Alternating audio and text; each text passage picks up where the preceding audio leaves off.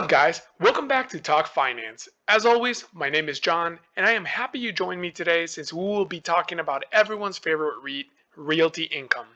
But first, I wanted to give the investing and finance jokes another try. So let me know what you think about this one. I put all my money in seesaw stocks. To be honest, they've had their ups and downs. Okay, how about starting next Monday, you can trade mushrooms on the stock markets. The SEC has determined that mushrooms are fungible. Wow. I think the ones from last time were better. Okay, let's get started with who Realty Income is for anyone that might be newer to the company. Realty Income is known as the Monthly Dividend Company. That's right, you guessed it, because they pay their dividends monthly and have been since they went public in 1994. They are listed on the S&P 500 and are a member of the S&P 500 Dividend Aristocrats, which means they have paid and increased their dividends for the past 25 years. The company is structured as a REIT, it's a real estate investment trust, and its monthly dividends are supported by the cash flow from over 12,400 real estate properties owned under long-term net lease agreements with commercial clients. To date, the company has declared 634 consecutive common stock monthly dividends throughout its 54-year operating history and increased the dividend 120 times since 1994. I would like to add that although they own so many commercial properties, they don't really own any office properties since they made a spin-off company called Orion to take over those properties, allowing them to continue their great track record of having almost all of their properties leased. Okay, let's get into the financials. For the 3 months ended in March 31st, 2023, so Q1 of 2023, Realty Income saw a net income available to common stockholders of $225 million or about 34 cents per share. Normalized FFO, or funds from operations, like I said before, this is more important to a REIT than EPS numbers most companies use. Since EPS captures the net income from operations, FFO is better for real estate to give us a more accurate cash flow situation with a REIT. Well, their normalized FFO per share increased by 2% to $1.04 compared to last year's Q1 of 2022. Their adjusted funds from operations available to common stockholders was $650.7 million, or about 98 cents per share. They invested $1.7 billion in 339 properties and properties under development or expansion at an initial weighted average cash lease yield of 7%.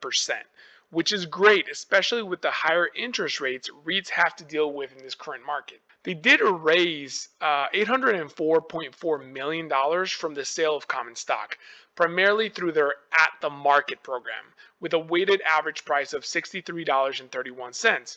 This is a normal thing for a REIT to do.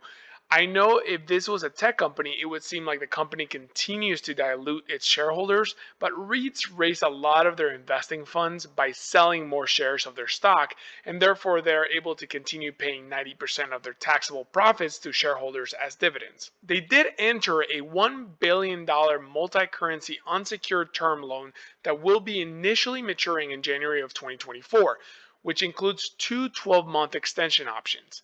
The unsecured term loan just means that the loan does not require collateral. They are usually also just referred to as signature loans because a signature is all that is needed since you have already met the lender's borrowing requirements. They did issue a $500 million of 5.05% senior unsecured notes due on January 2026, which are callable at par in January 2024, and $600 million of 4.85% senior unsecured notes due March 2030, which are callable at par in January 2030.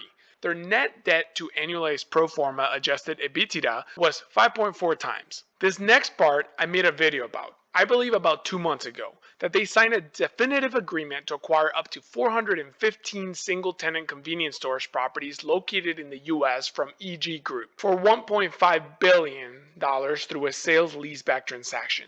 This is expected to close in the second quarter of 2023. So far, Realty Income has not been affected by the current market. They are heavily investing even as recent as this first quarter of 2023. Let's look at what the CEO said about their business. Our first quarter results represent continued momentum in our business, and they're a testament to the unique platform we have curated. During the quarter, we invested approximately $1.7 billion in high-quality real estate at a cap rate of 7%. Given the active start of the year, we're increasing our 2023 acquisition guidance to over $6 billion. With an attractive opportunity set of potential investments, our balance sheet is well positioned for us to remain opportunistic on the capital allocation front. In addition, our diversified real estate portfolio continues to perform, contributing to the stability of our income-oriented business model. During the first quarter, we achieved a rent recapture rate of 101.7% on properties released and ended the quarter with an occupancy rate of 99%. Supported by the stability of our portfolio and investment activity to date, we are updating our 2023 adjusted funds from operations per share guidance range to $3.94 to $4.03, representing 1.7 annual growth at the midpoint.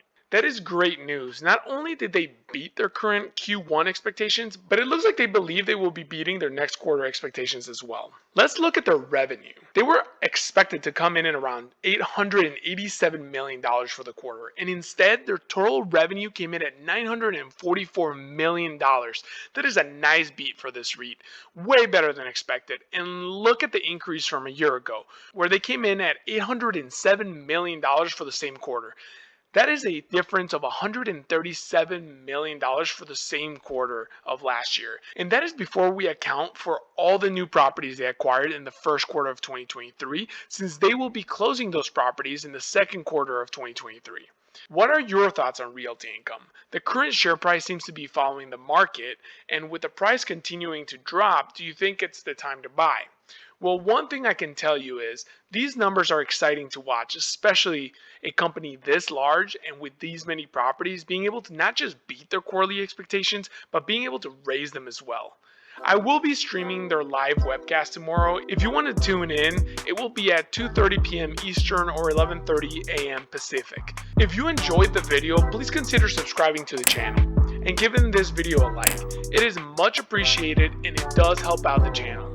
See you on the next one.